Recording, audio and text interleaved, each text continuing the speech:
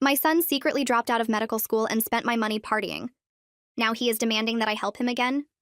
I sacrificed everything to put my son Jason through medical school, sold my rental property, cashed out my 401k early, took the tax penalty, worked double shifts as a nurse for extra money, moved to a one-bedroom apartment so he could focus on studying without worrying about money. Every month I sent him $5,000. Tuition, rent for his downtown apartment, food, books, everything covered. He promised he'd take care of me when he became a doctor, called me his hero, said he studied every night, sent me pictures in scrubs, talked about his rotations and professors. I was so proud. My son, the future doctor, 3 years of payments, $180,000 total. Then last month, I ran into his roommate's mother at the grocery store. She mentioned how nice it was that Jason and her son could build their entertainment company together. What entertainment company? What roommate? Jason lived alone to focus on studying. She looked confused. Her son had been living with Jason for 3 years. They threw parties every weekend, ran a DJ business together. Jason hadn't been in medical school since first semester. He dropped out after failing his first anatomy exam. Never told me. For 3 years, he'd been collecting my money, spending it on equipment for his DJ business, throwing parties, taking trips to Miami and Vegas, living his best life while I ate rice and beans to afford his fake tuition. I called the medical school. They confirmed he withdrew in 2021. The registrar said they'd sent several letters to his permanent address. My address. Jason had been intercepting my mail. I drove to his apartment that night. His real apartment, not the studio I'd been paying for. A luxury penthouse I'd never seen. Music equipment everywhere. Professional DJ setup, recording booth. 3 roommates I'd never met. Jason was in the living room mixing tracks. When he saw me, he didn't even look surprised, just annoyed that I'd shown up unannounced. I asked him about medical school. He shrugged, said it wasn't for him. Too much memorization, too many rules. He'd found his real passion in music, built a following, made connections. He was an artist now. I asked about the $180,000. He said that was an investment in his future. The money helped him network, build his brand, buy equipment. It all worked out because his business was taking off. He'd made $30,000 last year, only $150,000 less than what I'd given him. When I started crying, he told me to stop being manipulative. Said lots of parents support their kids' dreams, that I should be proud he found his calling. His roommates agreed, called me cool for funding his journey, like I had a choice, like I knew what I was funding. I left without saying anything else.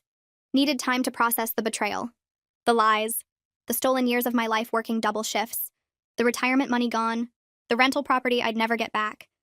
Jason didn't call to apologize, didn't text to explain, nothing for 2 weeks. Then yesterday, he called with excitement in his voice. Big news. He had an opportunity. A famous DJ wanted to collaborate. They could tour together, open a studio, build an empire. He just needed startup capital, $50,000. Since I'd already invested so much in his education, what was a little more for his actual career? He'd pay me back double when he made it big. Promise. Just like he promised to become a doctor. I told him I'd think about it. He said there wasn't time to think. The DJ was meeting with other potential partners. This was his shot. Our shot. We were a team. I was his business partner, not just his mother. Without me, none of this would exist. Which was true. Without me, he'd have had to get a job instead of pretending to study medicine. I asked him to meet me at my apartment to discuss terms. He showed up in a Tesla. Leased, he said, for his image. Part of the business. He brought contracts. Had everything planned out. I'd be a silent partner. 15% returns? My name nowhere on the documents because that would complicate taxes. But I could trust him. I let him present his whole pitch. Watched him pull up spreadsheets. Show me follower counts. Play his latest tracks. He talked for an hour about his vision, his talent, his destiny, how this was the universe rewarding my faith in him. Then I handed him an envelope. Inside the envelope were 3 documents.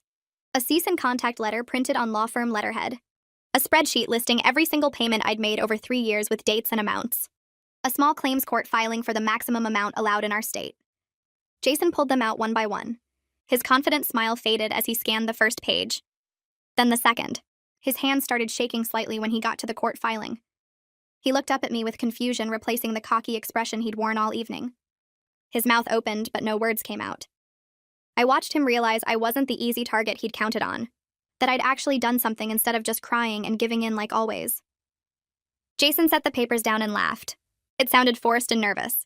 He said the legal papers were a joke, that I couldn't sue my own son. His voice had an edge to it now, not the smooth sales pitch from before. I told him my attorney explained that fraud is fraud no matter who commits it. Family relationships don't change the law. I had 3 years of documented lies, intercepted mail, fake photos and scrubs, made up stories about rotations and professors, every single piece of evidence saved and organized. His laugh died completely. He switched tactics fast.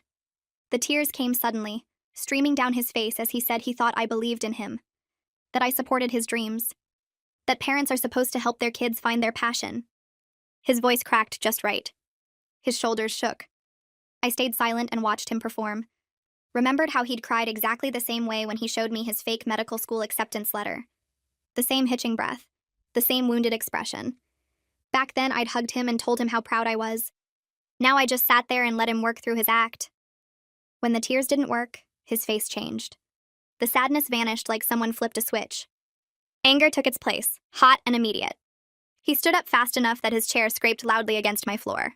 He said if I went through with this, I'd never see him again. He'd cut me out of his life completely. No calls, no visits, and no relationship. I'd lose my only son over money. I stood up too and told him he already did that. 3 years ago when he chose to steal from me instead of being honest. When he intercepted my mail and lied to my face every single day. I picked up my purse and headed for the door. His voice got louder. He called after me saying I was ruining his life. That I was supposed to be his mother. That the lawsuit would destroy his credit and his future. His roommate's doors opened. 3 guys emerged looking uncomfortable and confused. They'd clearly heard everything. One of them, younger with dark hair, looked genuinely shocked. He said quietly that they didn't know Jason was lying to me about school. That Jason told them the money came from his trust fund. The other 2 nodded, looking embarrassed. I believed the dark-haired one based on how stunned he seemed. Jason told them to shut up and go back to their rooms. They didn't move. I left without saying anything else. Got in my car with Jason still yelling from his doorway. My hands shook so badly I could barely get the key in the ignition. But underneath the shaking was something else. Something stronger. I'd actually done it. Confronted him. Handed him legal papers instead of another check. Said no instead of yes. I drove home and sat in my parking spot for 10 minutes just breathing. Then I called Martina. She answered on the first ring like she'd been waiting. I told her I went through with it. That I actually served him the papers and didn't back down when he cried and yelled. She said she was proud of me. That she knew how hard that must have been. That Jason had been manipulating me for years, and it was time someone stood up to him. The next morning, my phone started buzzing before I even got out of bed. Text after text from Jason. The first few were apologies saying he was sorry and didn't mean what he said. Then they shifted to threats about never speaking to me again. Then guilt trips about how I was ruining his life and destroying his dreams. How could I do this to him after everything? How I was supposed to love him unconditionally. How other parents support their kids without demanding payback. I screenshot every single message, forwarded them all to Samuel Cartwright, the attorney whose name was on the letterhead. He responded within an hour saying this was perfect. That the messages established a clear pattern of manipulation and would help our case significantly. Samuel called me that afternoon. He explained that small claims court had limits on how much I could recover. The maximum in our state was $15,000. But filing created an official legal record of the fraud. It put pressure on Jason to negotiate or face worse consequences. He said we might be able to pursue criminal fraud charges if we could prove Jason intentionally deceived me. The intercepted mail was strong evidence of intent. So were the fake photos and made-up stories about professors. Samuel said he'd handled cases like this before, and while they were difficult, they weren't impossible. Especially with documentation as thorough as mine. I met with Alana Devine 2 days later. Martina had recommended her as a financial advisor who specialized in helping people recover from major financial losses. Her office was small but professional with certificates on the wall and family photos on her desk. She was probably 50 with kind eyes and a gentle voice. She asked me to bring all my financial records, bank statements, tax returns, documentation of the rental property sale, my 401k withdrawal paperwork, everything. She spread it all out on her desk and started calculating. Her face stayed neutral, but I could see her jaw tighten as the numbers added up. Alana turned her computer screen toward me. She'd created a spreadsheet showing the full damage. $180,000 in direct payments to Jason. Another $90,000 in potential investment growth if I'd kept that money in retirement accounts instead of sending it to him. The rental property I sold would be worth $150,000 more in today's market based on area appreciation rates. The early 401k withdrawal cost me $40,000 in penalties and taxes that I paid to the government for nothing. She scrolled down. The numbers kept going. lost compound interest, reduced Social Security benefits because I'd worked fewer high-earning years, the opportunity cost of the double shifts I worked that damaged my health and left me exhausted. The total came to $460,000. Alana turned the screen back toward herself and clicked through a few more calculations. She printed out a summary sheet and slid it across the desk. The numbers looked even worse on paper. I'd need to work 10 more years than I planned, maybe longer depending on my health. My retirement wouldn't be comfortable anymore. It would be tight. Careful. Every dollar counted because Jason had taken the cushion I'd spent 20 years building. Alana asked if I had any questions about the projections. I shook my head. The numbers were clear enough. She suggested we schedule a follow-up meeting in 2 weeks to start planning recovery strategies. I agreed and wrote the date in my phone calendar. Then I just sat there staring at the paper. All those years of double shifts reduced to a spreadsheet showing how far behind I was. Alana didn't rush me. She kept working on her computer and let me process. After a few minutes, the tears started. Not dramatic sobbing, just quiet crying that I couldn't stop. This was the first time I'd actually cried since discovering the truth. Everything before had been shock and anger and frantic activity. But sitting in Alana's office looking at the numbers made it real. Jason had stolen my future. Not just money, years of my life, the retirement I'd earned, the security I'd sacrificed everything to build. Alana pulled a tissue box from her drawer and set it next to me without saying anything. I took several tissues and tried to get control of myself. She waited until I'd stopped crying before speaking. She told me about resources for financial recovery after family fraud, support groups, legal aid organizations, financial counseling programs specifically designed for people rebuilding after this kind of betrayal. I realized from the way she talked that I wasn't the first parent she'd helped through this. Other people had sat in the same chair crying over the same kind of loss. That should have made me feel better, but it just made me sadder. How many parents had their kids done this to? 3 days later, Samuel called while I was at work. I stepped into the break room to take the call. He said Jason's roommate Joshua had reached out through a mutual contact. Joshua wanted to talk to me. Samuel said Joshua felt guilty about using my money without knowing where it came from. He had information that might help the case. Financial records from the business partnership. Documentation of how Jason spent the money. Samuel asked if I was willing to meet with Joshua. I said yes immediately. Any evidence that strengthened our position was worth pursuing. Samuel gave me Joshua's number and told me to let him know after the meeting. I called Joshua that afternoon. He suggested meeting at a coffee shop near campus the next day. His voice sounded nervous. Young. He apologized 3 times during our 2-minute conversation. I told him it was fine and confirmed the time and location. The coffee shop was busy when I arrived. College students everywhere with laptops and textbooks. Joshua had texted me a description of himself, so I spotted him right away. Tall kid with dark hair sitting alone at a corner table. He had a folder in front of him and kept glancing at the door. I walked over and introduced myself. He stood up so fast he almost knocked over his coffee. We shook hands and sat down. Joshua looked miserable. He started apologizing before I even got settled in my chair. Said he had no idea the money came from me. That Jason told him it was from an inheritance, that if he'd known the truth, he never would have accepted it. I believed him. His horror looked genuine. He pushed the folder toward me. Inside were printed financial records, bank statements, receipts, business expense reports, everything organized with tabs and labels. Joshua had put real effort into documenting this.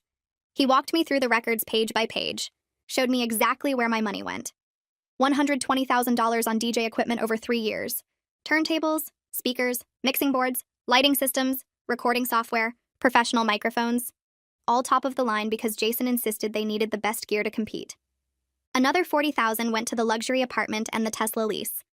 Joshua said Jason convinced him they needed to project success to attract better clients. That image mattered in the entertainment industry. The remaining $20,000 disappeared into trips, music festivals in different cities, networking events that were really just vacations, Miami, Vegas, Austin, Los Angeles. Jason called them business investments, but Joshua admitted most of the time they just partied and handed out business cards. I asked Joshua about the business's actual income. He looked even more uncomfortable. They'd made about $30,000 total across 3 years. Most gigs were small parties and college events that barely covered their expenses. The famous DJ collaboration Jason mentioned was just an email exchange with someone who had a modest following in the region. Not a tour, not a record deal. Just a guy who responded to Jason's messages a few times.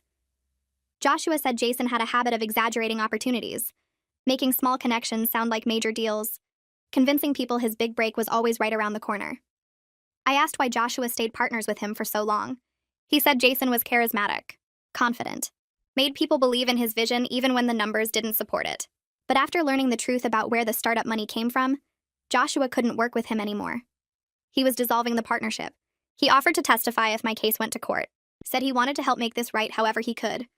I took copies of all the business records, thanked him for his honesty. He apologized again as I left. I drove straight to Samuel's office. Samuel spread the documents across his desk and examined each page carefully. He asked questions about specific transactions, made notes on a legal pad. After 30 minutes, he sat back and smiled. This changed everything. Now we could prove Jason's intentional lies and trace exactly where the money went. The intercepted mail showed intent to deceive. The fake photos and stories about professors showed ongoing fraud. But Joshua's records showed the actual theft. Every dollar accounted for. Every lie documented. Samuel said he'd file an amended claim with this new evidence. It strengthened our position significantly. Made it much harder for Jason to claim misunderstanding or honest mistakes. We had proof of deliberate fraud spanning 3 years. 2 weeks after handing Jason the envelope, my phone rang with a number I didn't recognize. I almost didn't answer, but something made me pick up. A man's voice asked if this was Jason's mother. I said yes. He identified himself as Jason's father, my ex-husband. We hadn't spoken in 15 years. Not since the divorce when Jason was 8. He'd moved across the country, started a new family, sent child support checks but never called, never visited. Now suddenly he was on my phone asking to hear my side of the story. Jason had contacted him asking for money. He wanted to know what was really going on before he made any decisions. I told him everything. The fake medical school, the 3 years of payments, the DJ business, the luxury apartment and leased Tesla, the $180,000 gone, the legal papers I'd served, the evidence we were gathering. Jason's father stayed quiet through the whole explanation. When I finished, there was a long silence. Then he admitted Jason had pulled something similar on him 5 years ago. Jason claimed he needed $10,000 for a summer medical program abroad. His father sent the money. 6 months later, he discovered through social media that Jason had actually used it for a trip to Ibiza with friends. No medical program, just another lie to get money for partying. I told Jason's father I'd think about his offer and hung up feeling strange. 15 years of silence, and now he wanted to help, because Jason tried the same trick on him. The $5,000 would make a difference with Samuel's legal fees, but taking money from him felt complicated. Martina said I should accept it when I called to tell her about the conversation. She reminded me that Jason's father had a responsibility to warn me about Jason's pattern of lying for money, and he failed to do that. The $5,000 was the least he could do after staying quiet while I got scammed for 3 years. I called him back the next day and accepted his offer. He transferred the money within hours and sent a brief email saying he wished he'd spoken up sooner. Samuel called 2 days later with news. He'd sent all our evidence to Jason's lawyer, including Joshua's business records and testimony offer. Jason's lawyer had reviewed everything and called Samuel back within 24 hours. They wanted to discuss mediation instead of going to trial. Samuel explained this was a good sign because it meant they knew their position was weak. The intercepted mail proved intent to deceive, and Joshua's records traced every dollar I sent directly to personal expenses and party equipment. If we went to court, the evidence would make Jason look terrible, and he could face criminal fraud charges on top of civil penalties. Mediation meant they wanted to settle quickly and quietly before things got worse for Jason. I asked Samuel what mediation would accomplish, and he laid out the reality. Court cases took months or years and cost thousands in legal fees with no guarantee of recovery. Mediation was faster and cheaper, and gave us leverage to negotiate a settlement where Jason would actually pay something back. Samuel said we had enough evidence to push for a real agreement with payment terms and legal acknowledgement of what Jason did. I wouldn't get all my money back, but I'd get more than if I just walked away, and I'd have legal documentation holding Jason accountable. I agreed to mediation, even though part of me wanted to drag Jason through court and make him face a judge. Samuel scheduled it for 3 weeks out to give us time to prepare our settlement demands. Martina helped me put together a list of what I wanted from mediation. Not just money, but acknowledgement and consequences. I wanted Jason to admit in writing that he lied and stole from me. I wanted a payment plan that would last years, so he'd face the consequences of his choices for a long time. I wanted him to sell his expensive DJ equipment to make an immediate payment that showed he was serious. Samuel reviewed my list and said most of it was reasonable, and we could push for all of it given our strong evidence. Before the mediation, I knew I needed help processing everything that happened beyond just the legal and financial aspects. Martina recommended a therapist named Charlotte Barker, who worked with family trauma and financial abuse cases. I called Charlotte's office and got an appointment for the following week. Her office was in a quiet building near the hospital where I worked, and the waiting room had comfortable chairs and calming artwork. Charlotte was younger than I expected, with kind eyes and a direct way of speaking that put me at ease immediately. She asked me to tell her what brought me in, and I explained the whole situation with Jason. The fake medical school, the 3 years of payments, the luxury apartment and DJ business, the legal case we were building. Charlotte listened without interrupting and took notes on a yellow pad. When I finished, she asked me what felt most painful about what Jason did. I started to say the money but stopped because that wasn't quite right. The money hurt terribly, but the betrayal cut deeper. Jason had looked me in the eye for 3 years and lied. He'd sent me fake photos and made up stories about professors and rotations. He'd called me his hero while spending my retirement money on parties and trips. Charlotte nodded and said what Jason did wasn't just theft, but a profound violation of the trust between parent and child. She explained that my grief over losing the relationship I thought I had with Jason was just as valid as my anger over the money. I'd been mourning 2 losses at once: the financial security I'd worked decades to build, and the son I believed existed but never really did. That second loss was the one I hadn't let myself fully feel yet, because I was too focused on the practical problems of legal action and money recovery. We spent the rest of that first session talking about the difference between the Jason I thought I raised and the Jason who actually existed. Charlotte helped me see that I'd been a good mother who supported her child's education. Jason made the choice to exploit that support, and his actions reflected his character, not my failure as a parent. By the end of the session, I felt exhausted but lighter somehow. Charlotte scheduled me for weekly appointments leading up to the mediation. In our second session, Charlotte asked me what outcome from the mediation would feel like justice. I thought about it for a long time before answering. I didn't want Jason destroyed or homeless even after everything he'd done. Some part of me still remembered the little boy who used to bring me drawings from the school and tell me about his day. But I couldn't have a relationship with the man who stole from me unless he fundamentally changed and proved through years of consistent action that he understood what he'd done wrong.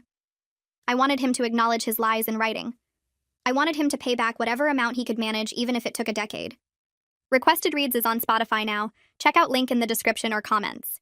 I wanted consequences that might actually teach him accountability instead of letting him walk away thinking he could manipulate his way out of anything. Charlotte asked if I thought Jason was capable of real change, and I admitted I didn't know. He'd shown no remorse when I confronted him at his apartment. But maybe facing legal consequences and losing his business partnership with Joshua had started to crack his confidence. Maybe being forced to acknowledge what he did in mediation would be the wake-up call he needed. Or maybe he'd just learn to be a better liar next time. Charlotte reminded me that I couldn't control whether Jason changed, but I could control how I protected myself going forward. The mediation was about establishing boundaries and consequences, not about fixing Jason or rebuilding our relationship. Those things might happen eventually if Jason did the hard work of becoming a different person, but they couldn't be my focus right now. My focus had to be on my own recovery and making sure Jason faced real accountability for his choices. 2 days before the mediation, Martina came over to help me prepare.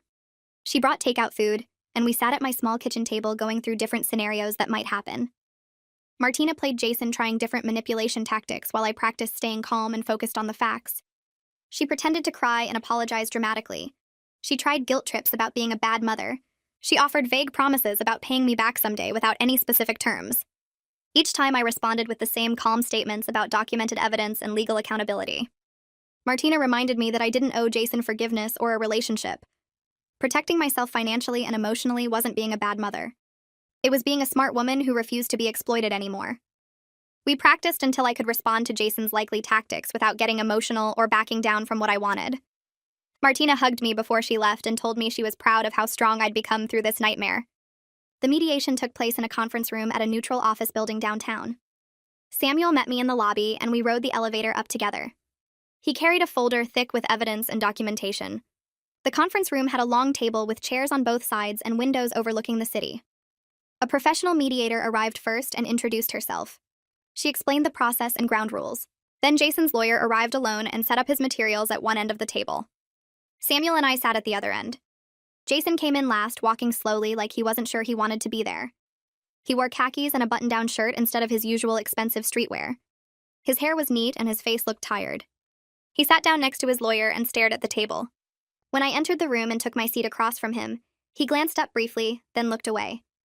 He seemed smaller somehow without his usual confident performance. The mediator started by explaining that this was a voluntary process where both parties would have a chance to speak and hopefully reach an agreement that avoided court.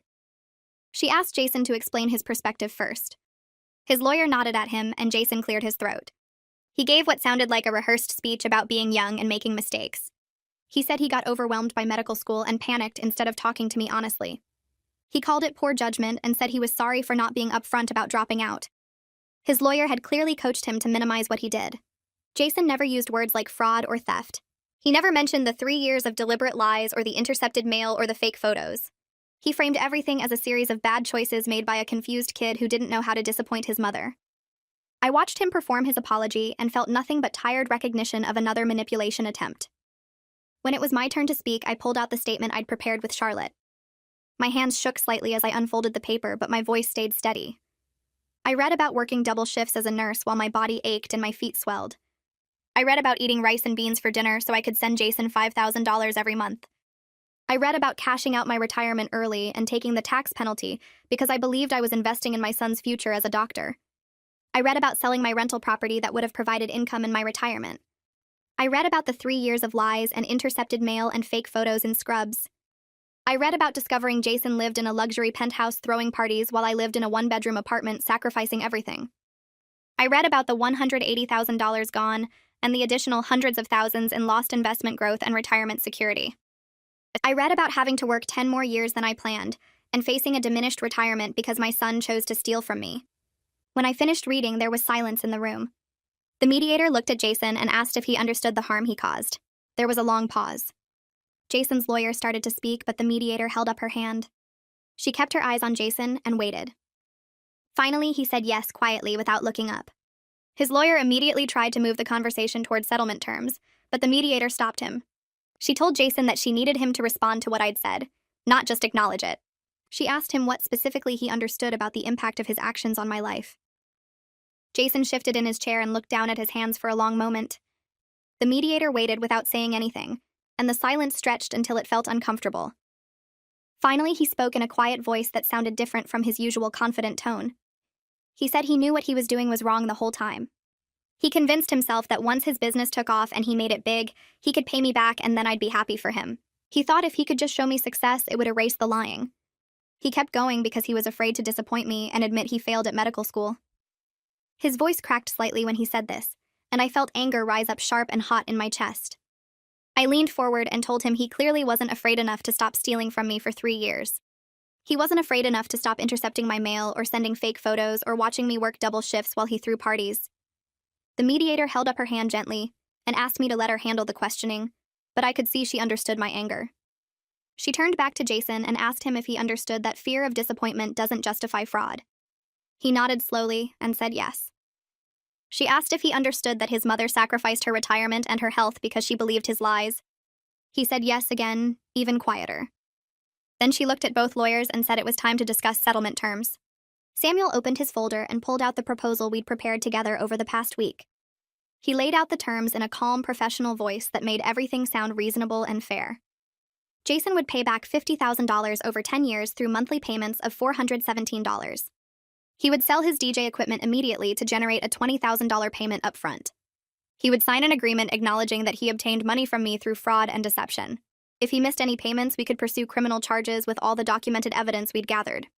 Samuel slid copies of the proposal across the table to Jason's lawyer and to the mediator.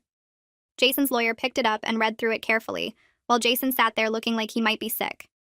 His face had gone pale and he kept glancing at me, then looking away. His lawyer finished reading and set the paper down. He cleared his throat and said his client was willing to settle for $30,000 total with no admission of fraud. Samuel didn't even pause before he said no. The mediator wrote something on her notepad and called for a 15-minute break. She stood up and left the room first, and everyone else started gathering their things. Samuel leaned over and spoke to me in a low voice while Jason's lawyer talked to Jason at the other end of the table. He explained that Jason's lawyer was trying to protect him from future legal liability. If Jason signed a document admitting fraud, it could be used against him in other legal proceedings. But we had enough evidence to push harder, and Samuel believed we could get closer to our original proposal. He told me to stay strong and not accept less than what we deserved. The mediator opened the door and reminded everyone that the break was for 15 minutes and we should stay in the building. I stood up and walked out into the hallway with Samuel following behind me. The hallway had beige walls and uncomfortable chairs lined up along one side. A water cooler sat in the corner, and I walked over to get a cup. My hands shook slightly as I pressed the button and watched water fill the small paper cup. Jason came out of the conference room and started walking toward me. Samuel immediately stepped between us and held up one hand. He reminded Jason in a firm voice that mediation rules prohibited private contact between parties during breaks. Jason stopped walking, but he kept looking at me like he wanted to say something. His lawyer appeared behind him and put a hand on his shoulder. The lawyer said something I couldn't hear and pulled Jason back toward the conference room. They went inside and closed the door. I stood there holding my cup of water, feeling nothing but complete exhaustion. This whole process had drained something out of me that I wasn't sure I could ever get back. Samuel touched my arm gently and asked if I was okay. I nodded and drank the water even though I wasn't really thirsty. I just needed something to do with my hands. The mediator called us back in after exactly 15 minutes. Everyone took their seats again and the atmosphere felt heavier than before. The mediator asked both sides if they were ready to continue negotiating in good faith. Both lawyers said yes.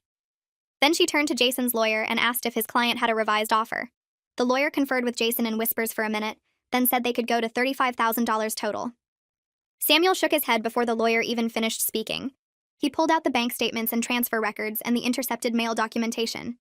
He laid it all on the table in neat stacks and said we had clear evidence of fraud spanning 3 years. We had Jason's roommate willing to testify about where the money actually went. We had the medical school's withdrawal records. If this went to court, Jason would face criminal charges and the settlement amount would be much higher. Samuel's voice stayed calm, but every word hit like a hammer.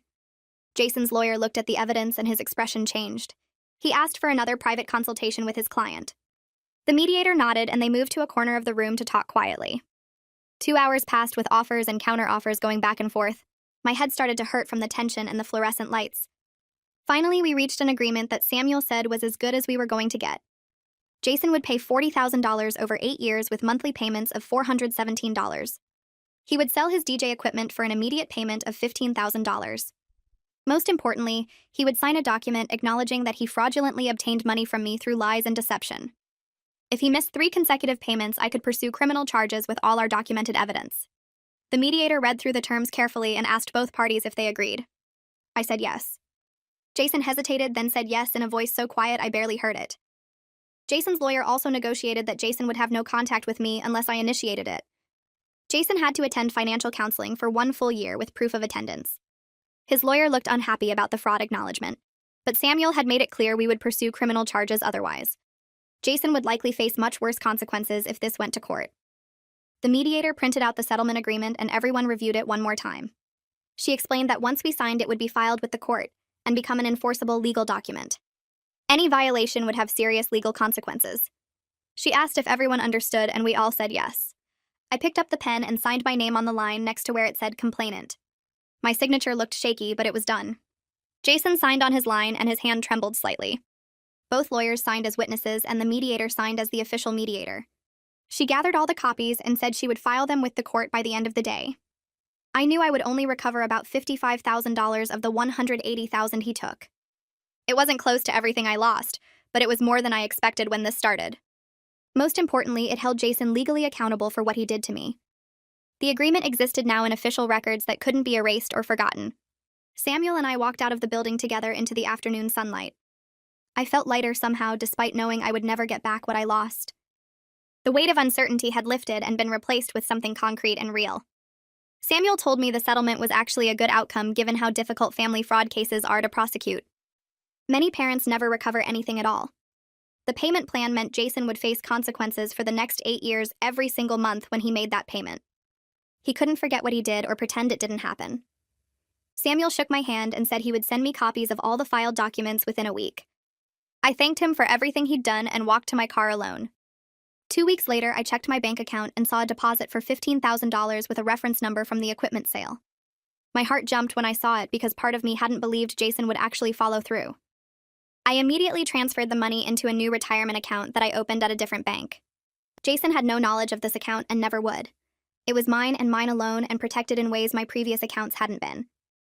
I called Alana and told her about the deposit. She congratulated me and said we should meet to set up automatic contributions from my nursing salary. We scheduled an appointment for the following week, and she helped me create a realistic plan for rebuilding my savings over the next 20 years. The numbers still looked scary, but they looked possible now instead of hopeless. The first monthly payment of $417 appeared in my account exactly on the due date. I stared at the transaction on my phone screen, feeling a complicated mix of relief and sadness. Relief that Jason was keeping his agreement. Sadness that this was what our relationship had become. A monthly payment that reminded me of everything he took and everything we lost.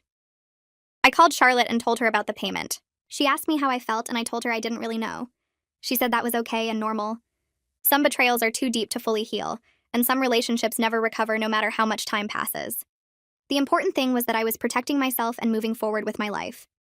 Jason's choices were his own, and I couldn't fix him or change him. All I could do was rebuild what he destroyed and make sure he never had the chance to hurt me again. I picked up 1 extra shift per week at the hospital instead of the 2 I was working before. My body needed the break after years of pushing myself past exhaustion. The extra money still helped, but I could actually sleep on my days off now. I met with Alana 2 weeks after the settlement, and she spread out new financial projections across her desk. She showed me how the monthly payments from Jason combined with my nursing salary and careful budgeting meant I could retire at 70 instead of 75. 5 years earlier than we originally calculated when I first came to her office, broken and desperate. The numbers looked possible instead of hopeless, and I felt something close to relief as I studied the charts. Martina called me the following week and suggested I start looking at the rental property market again. She reminded me that I had some settlement money coming in now, and maybe it was time to think about rebuilding that part of my life. I told her I wasn't ready to buy yet, but the idea didn't make me want to cry anymore. I started researching properties online during my lunch breaks at work. Small condos and townhouses that could generate rental income. This time I made notes about keeping everything completely separate and protected. No one would have access to these investments. No one would even know they existed until the paperwork was signed and the properties were mine. 3 months after the mediation ended, Samuel forwarded me a letter from Jason. He explained that Jason had sent it to his office, asking if he could call me to apologize properly. I read the letter twice sitting at my kitchen table. Jason's handwriting looked rushed and the words felt rehearsed, but he was asking for permission to talk. Samuel included a note asking what I wanted to do. I called him back and told him I wasn't ready for contact yet. Maybe someday, but not while I was still rebuilding what Jason destroyed. Samuel said he would respond and let Jason know. He reminded me that I controlled the terms of any future contact, and I should take all the time I needed. I talked about the letter with Charlotte during our next therapy session. She asked me how I felt about Jason reaching out, and I admitted I didn't know. Part of me wanted to hear what he had to say. Part of me knew it wouldn't change anything. Charlotte helped me work through my anger at myself for not seeing the signs earlier. I kept thinking about all the red flags I missed, the vague details about classes, the way he always had an excuse when I asked to visit, the intercepted mail I never questioned. Charlotte pointed out that Jason went to great lengths to maintain his deception. The fake photos in scrubs, the detailed lies about professors and rotations, the carefully crafted stories about his studies. He deliberately exploited my trust and pride in him. She reminded me that I did what any loving parent would do, and he chose to take advantage of that love. 2 weeks later, I joined a support group for parents who experienced financial abuse from adult children. Charlotte recommended it, and I was nervous walking into the community center for the first meeting. 7 other parents sat in a circle, and the facilitator asked us to share our stories if we felt comfortable.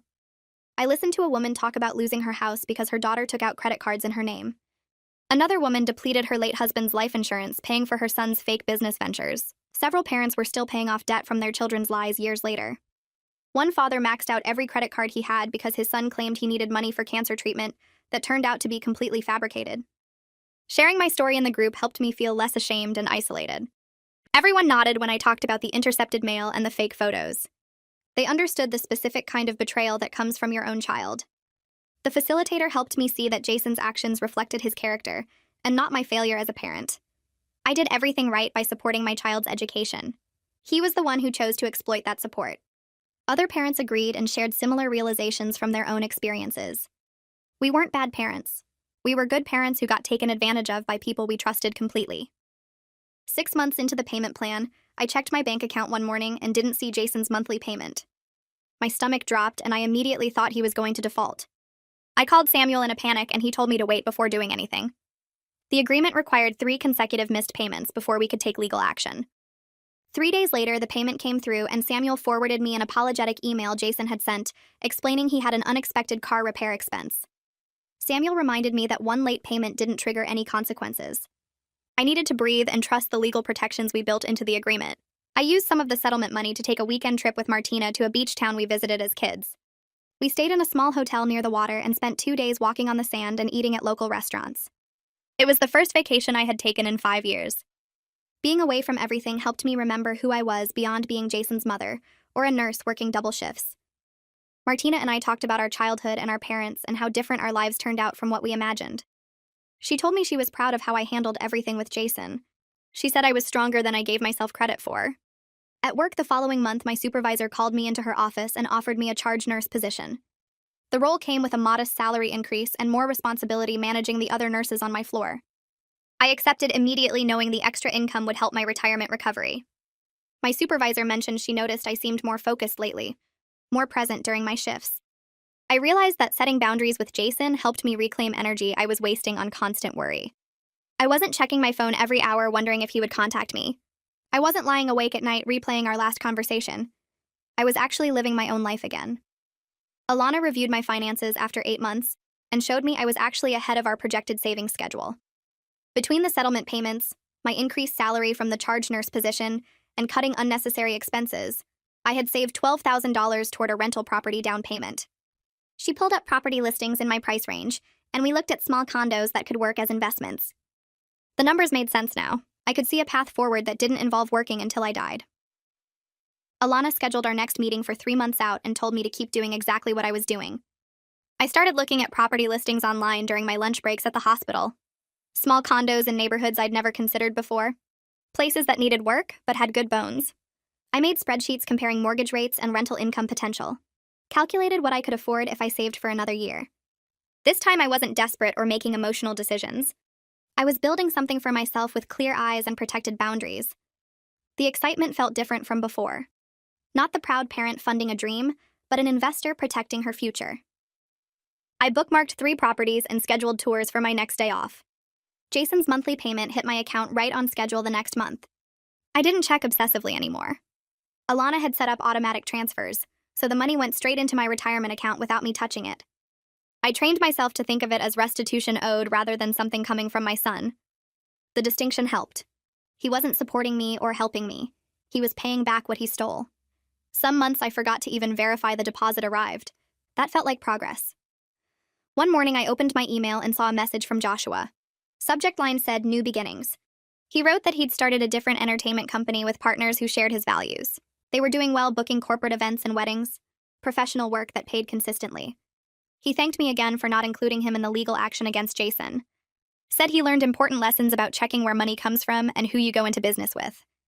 He attached a photo of their new office space. Small but legitimate.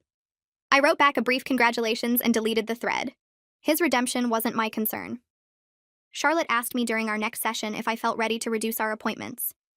Weekly therapy had helped me process the worst of the anger and grief. I sat there thinking about how I used to obsess over Jason constantly. Now I went whole days without thinking about him at all. My mental energy focused on work and my own financial recovery rather than replaying his betrayals. I told Charlotte I thought bi-weekly sessions made sense. She smiled and said that was healthy progress. We scheduled our next appointment for 2 weeks out. Martina called me on Saturday morning and said she'd found a condo I needed to see. We drove to a neighborhood near the university. The building needed exterior work, and the unit had outdated appliances, but the location was perfect for student rentals and the price reflected its condition. We walked through together while I took notes. Martina pointed out what could be fixed easily and what would cost serious money. I calculated the numbers in my head. If I saved for 6 more months, I could afford the down payment and still have an emergency fund. Standing in that rundown kitchen, I felt capable instead of desperate. I wasn't the woman who sold everything for Jason's lies anymore. I was someone rebuilding with intention and wisdom. 2 years after the mediation, Samuel forwarded me a letter. Jason had sent it through proper legal channels per our agreement. I opened it slowly. His handwriting looked the same. He wrote that he'd been working a regular job for the first time in his life. Finished the required financial counseling. Said he understood now what he took from me. Not just money, but years of my life and my ability to trust. He didn't ask to see me or call. Just wrote that he hoped someday I might forgive him. The letter felt sincere, but I'd believed his sincerity before. I read it 3 times looking for manipulation or excuses. Found mostly accountability and regret. I filed the letter in a folder with all the other legal documents. Didn't respond. Charlotte said during our next session that forgiveness was something I did for myself, not for Jason. That I could forgive the betrayal without reconciling the relationship. I thought about that. Maybe someday I'd get there. Maybe I never would. Both options felt acceptable. I wasn't carrying the anger around like a weight anymore. It existed but didn't define me. That seemed like enough. 3 years after discovering everything, I signed closing papers on the small condo. The young couple who'd be my first tenants seemed responsible and excited. They signed a lease for $200 above my mortgage payment. Martina took me to dinner that night to celebrate. We ordered wine and appetizers and talked about how far I'd come. I felt proud of myself in a way I hadn't felt since before Jason's lies. This accomplishment was mine, built from my own work and smart decisions. Nobody could take it away or devalue it with betrayal. Alana showed me my retirement account balance during our quarterly review.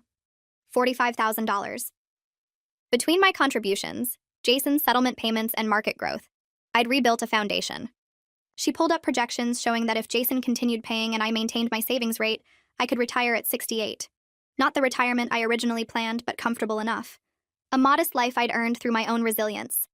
The numbers felt real and achievable rather than desperate and impossible. At work, I started mentoring a new nurse named Rebecca. She reminded me of myself at her age, eager to help everyone, quick to trust, generous with her time and money. During a quiet moment in the break room, she told me about supporting her brother through culinary school, sending him money every month. I listened and felt that familiar tightness in my chest. After she finished, I shared a carefully edited version of my story with Jason. Told her that supporting people you love is beautiful, but protecting yourself is necessary. She looked surprised. Said she'd never thought about setting boundaries with family. I told her to think about it now before she learned the hard way like I did. She thanked me, and I hoped she'd actually listen. Some lessons shouldn't require complete devastation to learn. 4 years passed with payments arriving every month like clockwork. I stopped checking my account anxiously and let the automatic deposits build my retirement fund back up. Samuel called one afternoon to tell me Jason's lawyer had reached out about the final payment schedule. Jason wanted to confirm the last 5 months of payments and make sure everything was properly documented. Samuel sounded surprised when he told me this, and I felt something unexpected stir in my chest. Jason was actually following through. He'd paid $35,000 of the $40,000 he owed, and he was planning to finish what he started.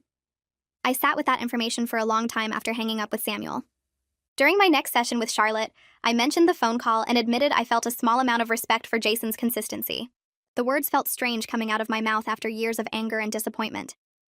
Charlotte leaned forward and told me this was healthy progress. I could acknowledge positive actions without forgetting the harm he caused or rushing to reconcile. She reminded me that seeing someone do the right thing didn't mean I had to trust them again or let them back into my life.